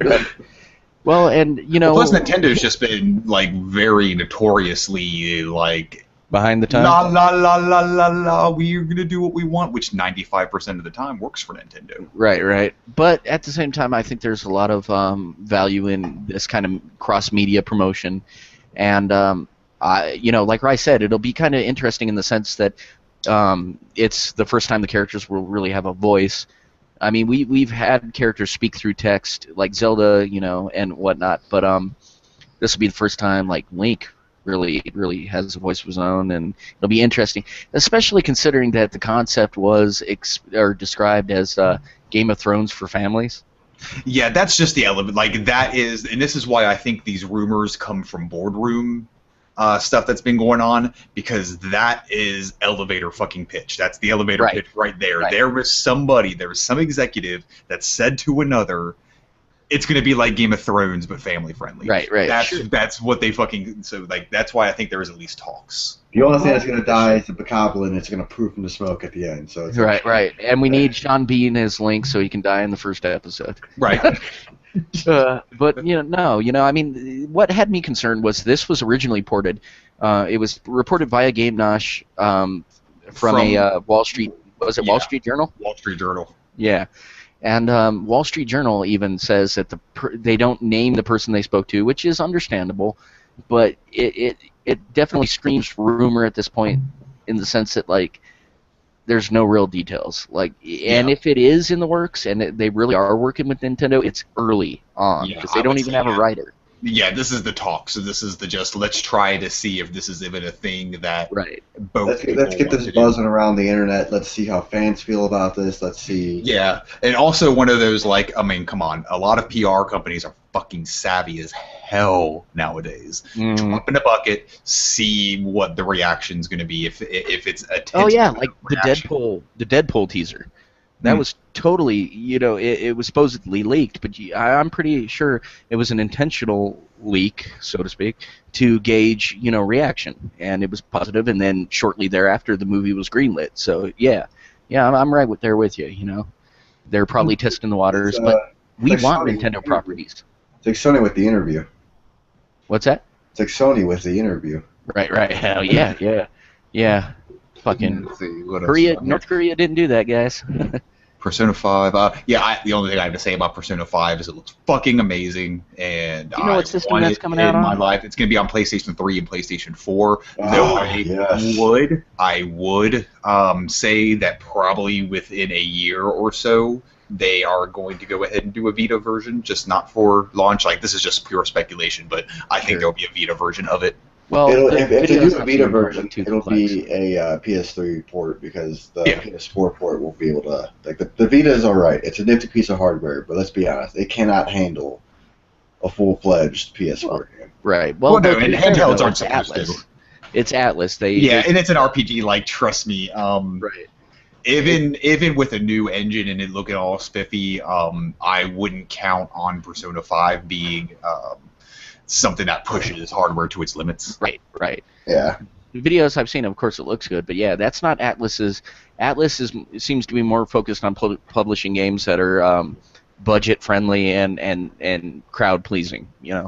Especially with the Persona series. So, I mean, the gameplay videos I've seen, there is no indication whether or not they're PS3 or 4, but they could definitely pass for PS3. Which leads me to believe that any potential PS4 version is going to be so far removed from that, So, and Vita could run what I've seen, easily. So. Oh yeah, Vita, like, it really seems, because I was kind of looking into whether getting a PlayStation 3 or a Vita with some tax return money, and when I was looking at Vita games, it's like, oh shit, this is like the RPG and strategy fucking heaven. Hell yeah. Right. That's one thing the PSP has, or the Vita has going for it, is it literally is like my JRPG machine. For sure. And it's a really good ecosystem if you're into that sort of. My whole thing is, and I've said this before on the show, I believe, I'm just way too OCD for that shit. I get like an hour in, and then I'm like, maybe I should restart this and go the other route instead. Well, at least with JRPGs, they tend to be pretty linear, so you don't have to worry too much about that. Well, the last RPG... If you want a really linear JRPG, one recommendation comes to mind: Final Fantasy 13. Yeah. Hallway Simulator 2000. Yeah. When it came out. Do you remember what it did to JonTron? God, poor JonTron. Never forget. But no, actually, the last mainstream kind of RPG I played was Final Fantasy IX, and I got to a point in that game where I was just kind of powering through it because I didn't want my OCD to kick in and to just take me out. So I fought a low-level enemy, and he put all my party to sleep and then killed my remaining guy. So, and you know what happens in that scenario, right? Yeah. Game over. Game over. Game over. Yeah. So, hey, what was that the thing at the end of Daytona, Josh? At the end of Daytona? I don't know. But yeah. It's been too long. I only know Rolling Start. So. I only know the Rolling Start thing from the fucking song. You heard that song, right? Yeah. Daytona. Yeah. Daytona, let's go the way. Oh shit. Yeah. Anyway, we've gone a little retarded, guys. So if you're still watching, That's what happens sometimes. Yeah. But yeah, it sounds like you when I came in, y'all were talking some woo woo. Yeah. I don't know. What were we talking about? It sounded like some Steam stuff. Steam, yeah. Steam audiences Yeah, being Josh. So particular to Revolution 60's entrance on Greenlight. right, and I was reading this thread that alleges that Brianna Wu banned a longtime Steam member, not just from her thing, but she gave this guy a Steam community ban. So now this person cannot, of course, participate in the Steam community in any sense. And of course, I'm sure this person will appeal if he hasn't already. And it's just the and like, look, there's the thread here that says dev community bans long-term users over constructive criticism. That's the one I was reading from. That's locked. Serious voting manipulation over this game. That's locked. And that's true. That's like straight up legit true. Like, yeah, I heard about that. The Metacritic stuff where a lot of these, and you go there, I saw like Mass Effect. I saw something like a Mass Effect comparison, and it's pretty much Dragon Age on iOS. Did you know that? Okay, so she claims that the media has described your game as Mass Effect meets Heavy Rain. The problem is, whenever they have said this, they were sourcing her own fucking press release. So she has been saying that the media has characterized her game as this thing when they were reading her press release, or quoting her press release rather. So, false advertising, fucking appealing to people to create false Steam or temporary Steam accounts to upvote her game, falsely accusing Gamergate of downvoting her game as if that's even a thing you could do on Steam. Yeah. It's been a whole fucking clusterfuck, and her attitude the entire time. I mean, she created a sticky on here, to respond to quote criticism, of course, and her whole thing was to basically spend several paragraphs shitting on the traditional core gamer, whatever that is. And then trying to appeal. Oh yeah, because the friggin' resident furry in there came and fucking. Oh yeah. Responded to her and beaten the fuck out of it. Oh yeah. He was like, he gave her a sound pounding, and that sounds horrible, but it was actually kind of hilarious, man. And it was a huge takedown, and it was really inspiring to watch. But basically, everything she could do wrong on Steam, she has done at some point or another. She's censored comments, she's deleted honest criticism, and edited people's posts to say this was a harassment, this was a personal attack, or whatever. Even though, I mean, I've been following this shit for the last few days, and you and a lot of people. Yeah. So very little of what she has characterized as actual attacks and whatnot are, and so. Wonder what old Jimmy Sterling's gonna have to say about this one if he is even gonna open his mouth, because this happens to be one of those. Because when it was Earth year 2066, and when it's like Guise of the Wolf and all that, they'll go apeshit over that. I wonder if he's gonna go apeshit over this stuff, because she is exhibiting some of the same really crappy behavior that he has himself called out. Right. Do you remember Paul Cristofaro, I believe his name was, right? He was the PR guy for a company that's making those nifty controller extensions for handicapped gamers and whatnot. Well, he's the guy who said, what was it? Something web something is in internet or something. He basically got into this big fight with Gabe on Penny Arcade, and he was like, "Oh, I'll make sure you don't get the Penny Arcade." And Gabe was like, "Yeah, well, good luck with that," And it was basically an exercise in shitty PR. I mean, a customer hit him up with legit questions about where his product was because it was overdue and there was no word on it. And this guy emails him back, and he was just like, basically like fuck your face in not so many words. Hey guys, somebody Marco in chat said Mass Effect meets Heavy Rain. How about Brad Stalls meets E.T. Yeah. I know. I keep expecting the main characters during the cutscenes to touch fingers. Ouch. Elliot. Fucking Brianna Wu, phone home. But she yeah, home. She'd be calling herself. Yeah, right. Yeah, she never left, did she? But yeah, I mean, basically, this Christopher guy was like, you know, a lesson in like everything you shouldn't do with PR. And I'm seeing Brianna Wu do the exact same thing on Twitter, but with the added fucking mindfuck of categorizing all her criticism as, you know, misogyny and hatred of the core gamer for non-traditional gameplay experiences, and it's like, bitch. Well, you saw what her husband said on Twitter when he was violating terms by rallying votes for his wife's product, saying that pretty much criticism and this game not getting greenlit would be setting back progress of social justice. Right. Fuck you. It's a game. Right. And basically categorized any naysayers or critics as sexist. Sexist and, what do you say at the beginning? We outnumber the evil ones. Well, you are the evil ones, and no, you don't outnumber the rest of us. No, you don't. And that's the hilarious thing. Like, these shit! really... I thought that they didn't either until they're actually starting to be able to push shit into Common Core into education. But see, there's a lot less scrutiny on that whole in that whole sector. Like with gamers, they are not going to win this war against us. They are not going to push their values on gaming. I mean, the fact that Anita still has to fucking write tweets saying you should be ashamed of not fucking making your game per my wholly subjective whining, you know, is proof positive, I think, that the industry doesn't give a fuck about these people because they are not their audience.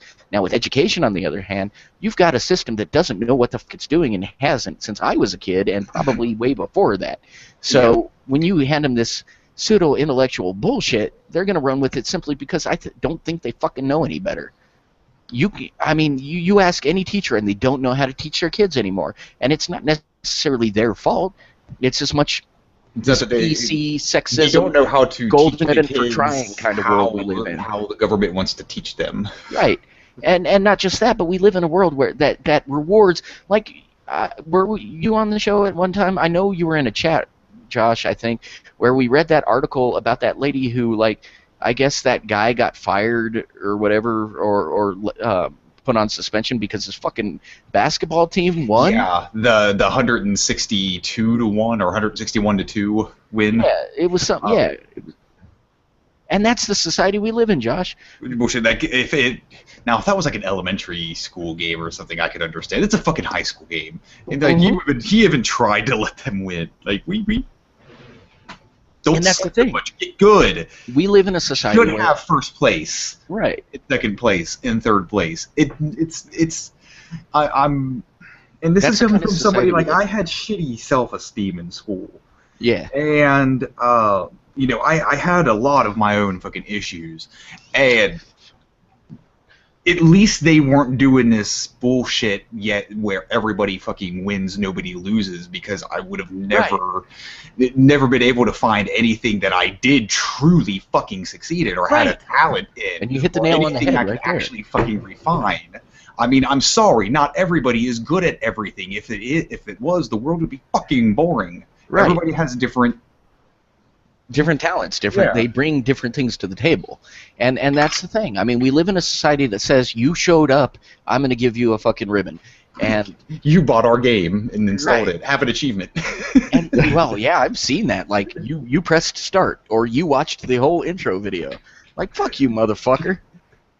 And that's the thing, and that's why I think it's becoming so easy for this shit to kind of cross over into, you know, the Common Core and whatnot, because, you know, right there, you got a fucked up system that's rife for being fucking manipulated and shit. And I think they finally realize that. And when I see these fucking lesson plans and shit saying, let's watch Anita's video and then talk about it like it's actually fucking serious instead of a steaming pants load of shit, You know, it's like the thing, you've seen it more with colleges, especially, but like seeing this, like I would expect this to just be something like we're going to talk about this in a college course, right? Yeah, something within cultural liberal arts, something that I wouldn't even have a problem with because sure, because it's already tainted.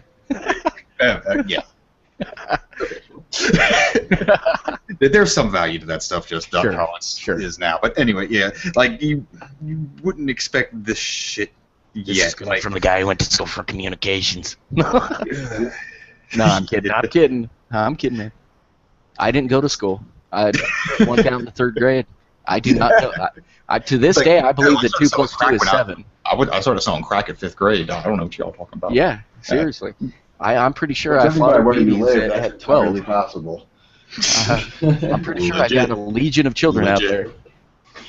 But no, yeah, and that is my concern now is seeing, because that, I mean, we live in a world where like they're teaching kids that being male is a bad thing, makes them privileged. Like they are teaching this in our schools. But they're also like, this is also the same schools that zero tolerance has been the thing for at least a decade, where if you bring aspirin to school, you're out. You chew a chicken finger into the shape of a gun and go pew to your friend. Yeah. Fucking cops get called. Yeah, because logic is trumped. I'm sorry, I'm saying fucking. Or not logic, but I'm pissed at some of this stuff today. So. No, absolutely, I'm right there with you. I mean, there was a kid who was suspended from school for sexual harassment because he hugged his classmate. This kid was like 4 or 5 or something. It was a kindergarten kid or a 1st grader. You fucking kidding me? That is why these people are why. Like when I see a girl that I'm interested in, I can't make eye contact because I'm afraid, she'll think I'm on drugs. Raping with your eyes. Yeah. Oh, Marco brings up a good point. You guys want to talk about net neutrality and the FCC regulations and stuff? Oh yeah, shit. There is another thing supposed to be coming up, and I've been a little bit out of the loop since I've been fucking busy with work, but. My things with net neutrality is ebbing and flowing. I'm not so sure it should be a fucking public utility, pretty much. No, I think that actually opens up the industry in a huge way, potentially. Like regulating and they also, I guess, put in a rider where they cannot, deny it. Like I guess there was a no municipality thing that they were trying to go for, which means that like you couldn't set up your own ISP in your town or whatever, and and apparently they made sure to get ahead of that too. So I think it has the potential to open up the market in a pretty huge way. Because like I've been for it for a whole long time until I started reading some little stipulations, but I know everything is still just so fluid right now because nobody knows what to agree upon. And the great thing I got to applaud that at least the White House started listening to some of the people, because there was massive backlash against. Like we thought that when what's his face Tom Wheeler got appointed, he was a Verizon guy, lobbyist, of course. Verizon lobbyist, that got appointed to the head of the FCC, and everybody was like, "Wow, shit, this shit's gonna run rampant. We know what to expect. We know what to expect. Bullshit." Right. But when people made a big stink when shit was going on late into last year, and Electronic Frontier Foundation was pulling off like protests and shit like that, and the Fight for the Future stuff. The White House actually listened and kind of pretty much said, like, look, you can listen to us, or we'll find somebody who will. Now, my understanding, and you correct me if I'm wrong, though, but by classifying it as a utility, that does put it under the FCC's purveyance in a way that it wasn't necessarily before. Yes, it does. True. Wait, are we actually agreeing with net neutrality? I thought, like, what was it, this time last year, it was like, yeah, fuck net neutrality. No, everybody... Like, net neutrality... It's all about how it's worded, though. But for the most part, and especially as the concept, everybody. Basically, it doesn't let Comcast charge you for visiting sites that they get paid to let you visit. Comcast doesn't get to friggin' fuck around Netflix anymore with shit like. Or it's a $10 surcharge, to access Netflix, or $10 surcharge to access Hulu, or. And a big concern was that they could use this to basically censor criticism against themselves, or political, things that they're affiliated with and shit. So, I mean, by making the net not neutral and giving control over it to ISPs, you're basically allowing them to charge you to go to websites. Net neutrality rules. You know what I'm saying? Yeah. Right? So it's a good thing, right? Net neutrality just means the internet is owned by nobody.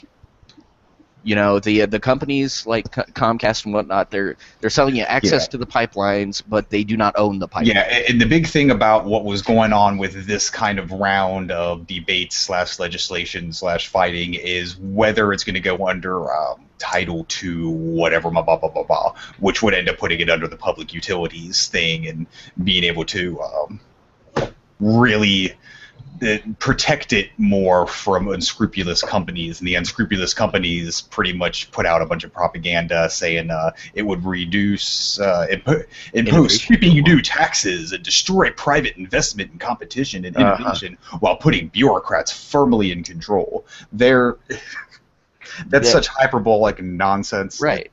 Crazy. Net neutrality actually, we wouldn't have things like Netflix and whatnot if not for the neutrality of the internet. It makes it a lot harder for a new Netflix to appear. If somebody wants to come up that's not already established and doesn't have the money to pretty much be extorted out of. It stifles innovation. Yeah. Sorry to cut you short there, man, but we're agreement. Yeah. But exactly. So if you take away that net neutrality, and then there's the whole thing where the ISPs can, they would be able to throttle you. So if you're using too much bandwidth playing your games online or hell hosting this show, they could say, fuck you, and we don't need any of that. A lot of our modern fucking advances have come from the internet and the freedom of being able to create and shit. Like, so here's and I don't know if I can do a Rush Limbaugh impression, but declared by Rush Limbaugh, you may not like them, but do you want the people who gave you Obamacare running your internet service? It's not even what's going to happen. Yeah. I mean, they honestly tried to convince us at one point that net neutrality was a bad thing. And it's fucking hilarious. And it's hilarious how, fucking John McCain in particular was going to vote against net neutrality while he's got the telecos in his fucking pocket. Mm-hmm. Or he's in their pocket, rather. And there's huge conflicts of interest, and it gets really interesting because the UN has already declared that internet access is a human right. Right. And no matter what you think of that or not, that is a broad statement coming from the governing world body. Right. That it is a right, and to be protected as such, that actually has a lot of connotations behind it. Which makes the government partly responsible for protecting that right of this to be accessible and not exploited by oligarchy. Right. And this is why I'm actually cool with them classifying it as a utility, because it has become essential in a lot of people's lives. If I couldn't download my porn, man, I wouldn't get by. I would kill myself. I'd eat a bullet. Do you know how many people would have been massacred? Right. There's the charts you can find with the rise of internet and porn and the lowering of sexual assault crimes and rapes and stuff like that. Just like with games, the increase of games and the lowering of violent crimes and stuff like that. For sure. Well, the current and another thing that would be affected by net neutrality is, the industry's kind of been moving over to this all digital platform eventually. It's not going to happen if so many of the houses, in the U.S. aren't even wired to the internet, let alone broadband capable, and it's not going to happen if we're getting throttled with bandwidth limits. It's not going to happen if these companies have control over our, bandwidth usage and shit. It's just net neutrality is a good thing overall. And here's the thing that I actually myself need to look more into when the question is how much of this applies to your wired broadband, your cable and your fiber optics and stuff like that, and how much actually applies over to the other end of the wireless spectrum of stuff. because if this stuff doesn't apply to pretty much mobile internet, whatever you want to call the terrestrial signals of that, it's going to be a point because more and more people are connecting that way, and that's the people who can't get a based broadband connection are usually getting it through either a shitty satellite connection or mobile now. And these things have to apply to mobile as well, and that's something that a lot of these companies were fighting against, which, I hope that this applies to all of the internet. My understanding is we need to not create two internets, Right. And my understanding is they're trying to account for that. So, within these new proposals and whatnot. And, on a kind of semi-related note, I think there was an ISP, I believe it was Comcast, but I'm not sure, that was trying to basically open up people's wireless routers to create a wireless, basically give free Wi-Fi to people. Mm-hmm. And I found that ridiculous in the sense that, like, first of all, my bandwidth is not for anyone else's use but mine. And second, if you're going to be giving my bandwidth to people, I'm not going to subsidize them, and, I better get a discount. But get a discount. Kind of like when you have like solar panels or something and you hook them back up to the public utility lines. If you feed energy into the utility lines, the energy company actually pays you. Right. And apparently this proposal, I don't know if it went through or not, but it was, and I don't rightly recall which service provider it was, but it was just like one of those things where, like, no, it's not going to happen unless you give me a substantial kickback on my bill, in which case, hey, I'll let people download their porn on my connection, whatever. Just keep it on the legal side, folks. But anyway, do we want to, we're an hour and a half in, we got an hour and a half, or what, an hour and a half left, right? Oh, something like that. So we're actually, because we went live, late live, we're actually just going to wrap up at 9 like normal. We already blew through our topics. We got a short guest list. We're just, Oh, that sucks, man, because I'm good to go for a little while longer. But do you want to get to that Nintendo thing then? Yeah, we can. All right, go ahead. All right, so Nintendo came out with their, I don't know, a lot of people calling it their beta program for their affiliate program for YouTube. There we go. Yes, affiliate program, and it's not good. It is bad. Yeah, 100% so. The way IGN has it worded apparently is like they try to word it all generous, like, oh yeah, it's a good thing, but because they don't give a fuck. Right. They have nothing here to gain or lose out of this whole thing. They have no horse in this race. Exactly. So for them, it's just like, whatever. So basically, I can't get to the article. So yeah. Basically, what this is it's an affiliate program. If you want to make money on your Nintendo videos on YouTube, you can sit there and waste your time appealing their silly little fucking copyright claims, or you can sign up with this affiliate program and make actually some money, which is where certain people are saying it's a good thing, because before you couldn't make any money and now you can.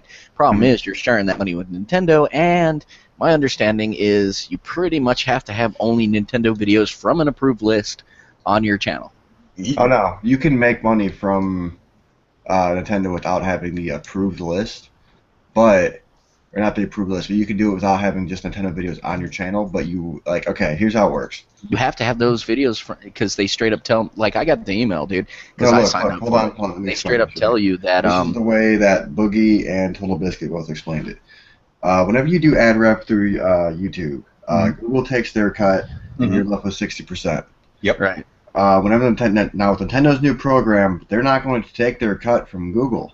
They're taking their cut from you. Right. Ooh. But the thing is, like, with their videos, they do have an approved list, and they ask you to remove games that are not on that list from your channel. So, and that doesn't mean you can't have anything else on your channel. What it means, though, is your Nintendo videos have to be on that approved list. Yeah. That's not cool. And that's why it's beta. I really hope that they get enough user feedback and, like, people who want to do, I may even do this, even though I don't have a Nintendo console right now. I would like to get a Wii U and put stuff up there. I wouldn't mind getting the DS and the DS capture card and streaming shit like that. we need to let Nintendo know while they're in this beta phase, they'll just sit back and like be like, oh, grumble, grumble, grumble. Like, let them know, like, look, we understand where you're coming from here. If you want to make money off of us, let's go ahead and negotiate, because that's what you're doing. You have power in this conversation too. It's a negotiation. Well, you'd think, but Nintendo's... What? If they don't want to play ball, we don't have to give them freaking free PR. Exactly. Well, essentially, as a YouTuber, you're giving a company free PR. Right. Free advertising, right. And it's not to sound pompous or anything, but it's like that's basically what it is, and it's just business. At the end of the day, I can go play somebody else's games and not have to deal with that. Problem solved. And see, and that was the thing Ryan and I were talking about earlier, is the fact that like Nintendo makes great games, but the problem is they've got a perception issue amongst, current generation gamers and shit. And it's like, you've got people out there willing to spread the love, like, and willing to give your games exposure. You would be wise to embrace that rather than make folks jump through hoops. So, we'll see how this whole thing goes. I signed up for it because I have those Donkey Kong Let's Play vids up, but I just went ahead and took them down because at this point, give it on the approved list. Well, yeah, it is, I believe. They actually want you, but the way you have to do it is you have to submit it video by video, and it can take anywhere up from, I think it was 3 to 4 weeks for it to, anywhere from like 3 to 4 days to become approved by their team to be able to even that's gross. That's That's Nintendo trying to really friggin' handhold the shit. Like, that's okay. You cannot control. And see, Nintendo America has come out and said that, like, we like YouTube. We understand what you guys do. We get the PR and the beneficial side from it. Whereas Nintendo Japan has been on the other side of that argument 100%. Mm-hmm. And that's the one thing about Nintendo. Nintendo does have a kind of a history of different departments kind of like being at odds with each other. Being at odds, having different goals and stuff like that at times. Yeah. I think they could work together more cohesively. But and I still think Nintendo of Japan looks down on Nintendo of America and the American market in general. But, as far as that, I don't know about that, man, because they do make certain franchises that only have American appeal. So I think they understand. Before I lose what I was going to say, I'm sorry, but what scares me with this whole system of the whole 3 to 4 day wait, right? A lot of YouTubers do reviews or do review type content. Mm-hmm. What happens with say I'm going to review a Nintendo game, and I submit it for their fucking system or whatever. I wait the 3 or 4 days. It comes back to me and says, "Nope, we're not going to let you post this video because you criticize the game, or you say that it's not good, or you criticize aspects of the game." Or like you mentioned, you were smoking a cigarette at the time, and we don't want to convey to our audience that they childhood smoking. Yeah, like it's something like that where it's like, oh well. Well, no, even like the criticism thing, it's like they're essentially suppressing criticism, and what's scary about this whole thing is. They're suppressing monetized criticism, right? Hold on. I know, I get it. But look, whenever you have this type of thing going on, right? Yeah. You have a company as big as Nintendo coming forward and like, all right, well, you have to follow our policy. We want a cut of what the videos you guys are making. If a company that big can do it and can get away with it, then what's to stop like Activision jumping in and say, all right, well, you guys can't make Destiny videos unless we get a cut. Oh yeah. And then in that case, absolutely, it sets a dangerous precedent. But to be fair, though, you can still have your videos up on YouTube. You just can't monetize them. So, I do want to make that clear. Like, that's not to excuse Nintendo, but like in the cases of a review or whatnot, they can't censor you. You just can't get paid for it. You see, a lot of times though, like a lot of the YouTuber reviewers, they depend on that. Like, they won't even bother to touch the game unless they can. Well, sure, but. That's I guess, I don't know, but we'll see how it goes. I mean, like I said, I took my Nintendo videos down because I don't really want to play in that pool. I don't want to play in that fucking and that's the thing. That's exactly what I would be doing, and it would suck if you were primarily a Nintendo content kind of person. Right. But I would just stop at least for a while. Yeah. If you were disappointed, let them know why you're freaking disappointed. Just stop covering their content for a while. I mean, well, and I told them like my Let's Play videos are protected by fair use, and I said besides, like, excuse me, I'm helping to generate goodwill for your stuff. Maybe, you know, and it says, because it asks you when you dispute their dispute, or denial rather, to explain, what impact it might have, if any, on Nintendo's bottom line. Basically, I said none. If it has any impact at all, it's going to be positive in the sense that people are going to watch this video, they're going to be interested in the game, and they're going to go check it out. I mean, it's especially with Let's Plays, and especially mine where I played badly. It's not turning anybody off to the game. The people aren't watching my videos going, oh, you know what? Now I don't need to buy this game. You're watching going, fuck this dumbass, I can do it better. Exactly. Of course they don't understand that that's my thing, is to play games badly. I actually play them better than I do on the channel. But No, he doesn't. Don't let him fool you. Oh, I do. I do, man. Hey, Josh can attest to that. My Street Fighter skills. Yeah. But yeah, last night. So Jason and what's his name? Were the other Josh were saying like, oh man, or no, was it Josh or Liquid? I don't know. Somebody. Oh, we were. Yeah, Dick. Josh, me, and Jason were playing Street Fighter at one point. Yeah. Well, we played last night, right? And they after everything when I went to fucking bed. Right. They'd been going on about how great they've gotten over the last couple weeks, and I had a win streak going. So, I mean, I can hold my own when it's a genre that I like. So, that being key, like platformers, shooters, race, or like space shooters, like fucking Gradius and shit. Great at that. But yeah, no, fucking Pong, I rock that shit out. Yeah, fuck yeah, man. That's my jam. That's my jam. But no, But no, I mean, on my channel, I'm playing badly and kind of hamming it up and having fun, and so I don't think people are watching my videos going, yeah, man, like this guy has played expertly, he's gotten everything, and I don't need to play it now. They're going, well, this game looks fun. I might go out and check it out for myself and fucking play better than this scrub ever will, So when Nintendo, I mean. And it pains me because, again, Nintendo is in a company that's got a lot of goodwill to burn. Even though they make good games, their public relations are shit. I mean, I believe they tried to pull Smash from one of the Evo or fighting game champion or tournaments rather a few years back. I didn't even hear about that. Yeah, this was a few years ago. This isn't recent, but oh man, they also stomped down on people streaming their games on Twitch. They lifted that ban, but for it was only last like a week. They felt the burn of the fucking blowback quick. Which actually speaks to what you were saying, Josh. The fact that Nintendo might be slow to come around, but we definitely need to keep hammering them with how important it is that they stop being fuckers. Just let them around. Let them know long enough. Yeah, they'll come around eventually if we just keep hammering the point home that this is not cool to do.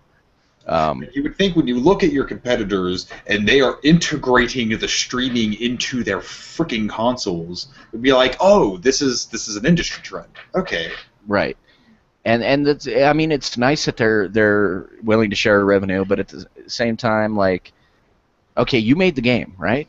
But you did not produce this exact playthrough. You didn't produce the commentary that went into the playthrough. Like, it's not as clear cut as like movies are, because like with video games, I'm the one basically producing the content in the sense that like my gameplay is unique. No two gameplay sessions are going to be exactly the same. Right. So they cannot copyright that aspect of it, which, in my case, for my Let's Plays with commentary and shit, kind of, I think, make it a I don't know. It's a unique derivative. Right. Exactly. It's a derivative. It's a remix. Right. What do they call it? It's transformative. It's a transformative work. Yeah. Right. So when Nintendo, I'm like I said, rather than play their game, I was just inclined to take the videos off my channel because if I can't make money on them anyway, then what's the point? Like I'm not going to play Nintendo's game. Real fast, let's get to the bottom line of this topic because I want to wrap it up because we got an hour until our meeting. So meetings. I gave your mom a meeting. So bottom line of this topic is Personally, I would just let them know, give them feedback of how we personally think that the beta is going. I'm not even gonna bother. Fucking around with trying to submit a Nintendo video. They every once in a while they will slam my podcast for using the Triforce, and so I'm actually in the process of making my intro video, and because I don't have all the original artwork and I can't render it all to size and shit like that, I'm actually running the process through my head of just making my own or my new logo and everything instead. So yeah. Right. Yeah, and that's the thing. I mean, I honestly think at this point the best way to show Nintendo, that we don't accept this is just not to put any Nintendo content up anymore. Yeah. Because we're giving them free advertising at worst. I'm pretty sure that there is ways to contact them, like Twitter and email and things like that. Just don't be harsh. Don't yell at them. Yeah, sure. Yeah, I don't agree with this. You can go through their Twitter PR, I'm sure, if you want to waste your time, or you can send Nintendo of America an email and it'll be read by some here's the thing, low-paid scrub. But I'm saying if this isn't beta, they have to be listening. Yeah, well, I would imagine. And if there's a way to submit feedback that way, sure, go to town. Rotten got the Triforce, Marco says. Yeah. Definitely not got the Triforce wisdom, Marco. No, it's courage because I'm brave enough to come on the show every week with you fucking dumbasses. No, it's courage because you're brave enough to show your face in public being an ICP fiend. Oh, Juggalo! Hey, fuck off. I look better than face paint. Yeah. Magnets, how do they work again, Ryan? Marco says Nintendo can destroy you. The funny thing is that I'm not even fucking around. They have legitimately tagged a couple of my videos. Not videos, but my streams. Yeah. For using the Triforce. And when he says legitimately tag, he means that they actually did it, not that their tagging was legitimate. Yeah, it was legit then. Yeah, it was legit Nintendo, and I've seen the copyright thing. And, we fucking had an hour-long discussion about how to write a thing telling Nintendo to fuck themselves. So and finally I figured out that if I just download the MP4 and then re-upload it, it just gets rid of it and they can't do shit about it. For whatever reason, the copyright system doesn't pick up on it that second time around. I don't know why. Nice. Yeah. The downside is it's happened to videos that, last week's episode, the Gamergate recap, they tagged that one. I have 10 days to provide information for monetization. It's like we don't even talk about video games that entire course of time. What are you talking about? Yeah. There's no music, so they can't claim copyright in that aspect. The Triforce has so much shit over it that I'm surprised they were even. And the Triforce itself is that is a symbol that has been around for a long time. Right. It's but the thing is now they've officially copywritten that. So. Well, I don't know. I mean, it depends. There's what was it? The one that looks like a swastika. The one. Yeah, I know what you're talking about. I forget something or other name of it, but yeah. But yeah, it's it looks like a swastika, isn't a swastika. Nintendo's used that in their games. They would have a hard time, copyrighting that symbol. So, if this is a symbol that is actually shown up in prior to Nintendo, well, hey, good luck. And the thing is, fuck them. If they want to go after you, fuck them, because. Like you said, last week's episode wasn't even about video games, so... Yeah. It's one of the things where it's like, take me to court and fucking make yourselves out to look like a bunch of dumbasses. Yeah. Fuck a ninja if they can't take a joke. Right. Hey, let's give this another 9 minutes just to round it out at a solid 2 hours, if you're ready to go. Yeah, sounds good. All right, and what else you guys got to talk about? Like, what's going? Oh, Josh, we didn't. This last 9 minutes, I thought we were just gonna chill back and let the timer tick. Right. Well, hey, Josh, we didn't ask him what he's been gaming on this week. Oh yeah, that's right. Let's see. Been practicing my ass off in arcade mode and freaking Ultra Street Fighter 4. Broke his controller. Yeah, I broke the D-pad on my controller last night.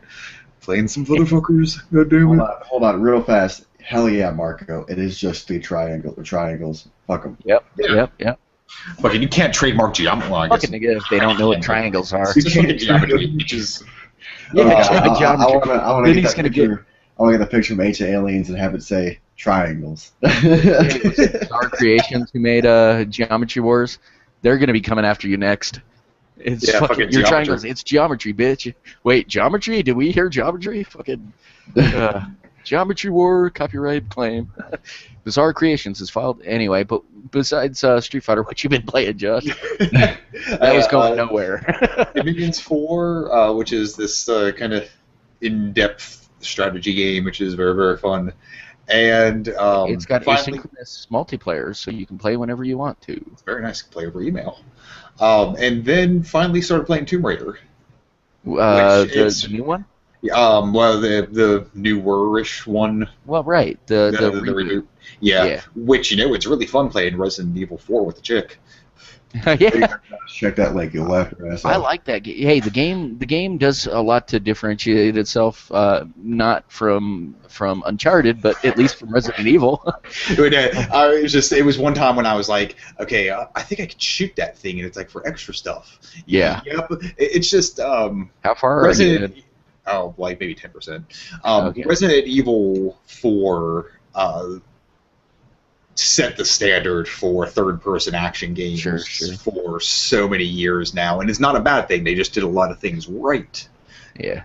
Just saying. It's all very similar. Tomb Raider is one of the few games that I've managed to, or just bothered rather, to complete 100%. Like I got everything maxed out, all my shit. Oh yeah, I was really OCD on wanting to fucking get all the shit. Like, I'm not even getting to this next area until I walk over every little bit of brush. Right. And it's it's a real fun game. She quickly goes from being afraid, or not afraid, but sickened by killing somebody to killing everybody. like fuck y'all. I've got 2 guns now. I'm gonna shoot you in the face.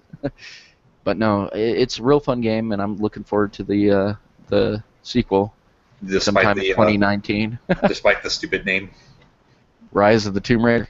Yeah. Yeah. That's right. That's just silly. That's just like you got Dawn of the Planet of the Apes. Was it Rise of the Planet of the Apes? Yeah. I don't know. The movie didn't make sense. Dawn of the Planet of the Apes, Rise of the Planet of the Apes. Yeah, you got it should have been the other way around. Dawn of the Planet of the Apes. Hi, I'm Don. How you doing? I'm half monkey. But yeah, so Tomb Raider. Anything else you've been playing? Oh no, that's it. Oh no, I downloaded Hearthstone to play again. I just haven't played it yet. Hearthstone, very, very fun game. That is a card game, kind of like, just consider it Magic Light, but it's free to play. Oh yeah, totally. And it's one of the games that, like, you can, through lots of playing it, you can get like 100% of stuff that you could get, that you could pay for. So microtransactions aren't necessary.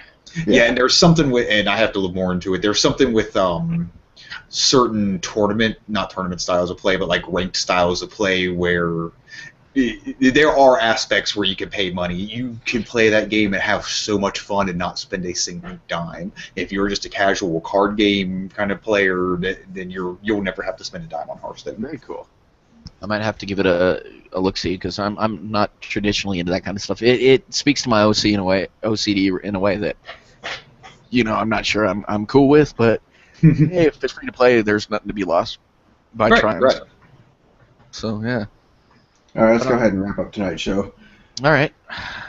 As always, I'm Rotten Rye. If you haven't subscribed already, please click the subscribe button. If you enjoyed the video, click the little thumbs up down there. If you want to show your friends and pass along the messages and shit, click that share button and share us everywhere. As always, you can follow me on Facebook. You can watch me play games live on Twitch. And I have a Facebook in the process to... Actually, I might have already said that. I don't know. Yeah, you do. Yeah, at this point... It's 2015. He has a He's Facebook. Repurposed it, actually. This dude's legit. He wants to go big with this, so fucking spread this shit. Yeah, get it I out want to write the coattails, so don't forget me.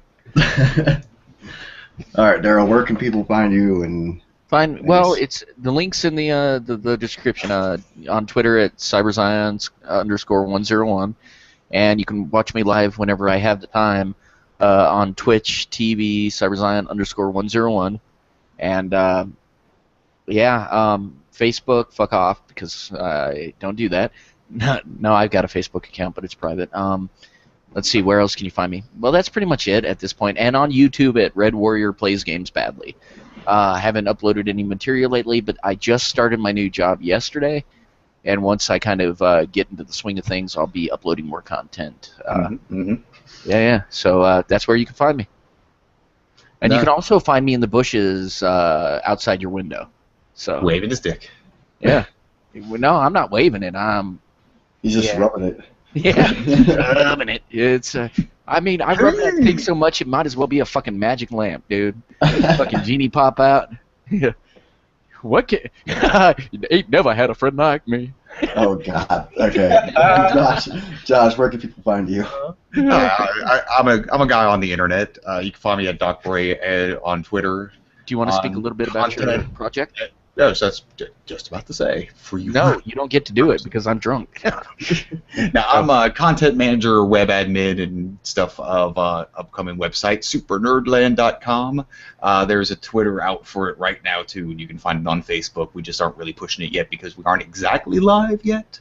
But you can actually go there and read an article of Daryl Red Warrior Heroes and his Grand Theft Auto Let's Play. Oh yeah! Oh no! I'm pretty sure I turned into a wigga halfway through that play, man. But yeah, I'm doing things. There's going to be more to say about that site in another week or two, but yep. Just working on getting that live and getting content produced. Got some cool community stuff in the works. And before we take off, I just want to apologize for cutting the episode short. We have a short on guest this week, so next week I'm actually going to take things a little bit back in time, and I'm going to grab randoms from Twitter. So yeah. Sounds good. I'll be in still, and maybe Josh if he's available. Yeah, I should be around that day. But we're gonna fill this place up with some motherfuckers. And thanks for joining us, Marco. We appreciate you. And there, that's the cue. Later, guys. Hey, thanks, Marco, for tuning in. Because I think it was pretty much.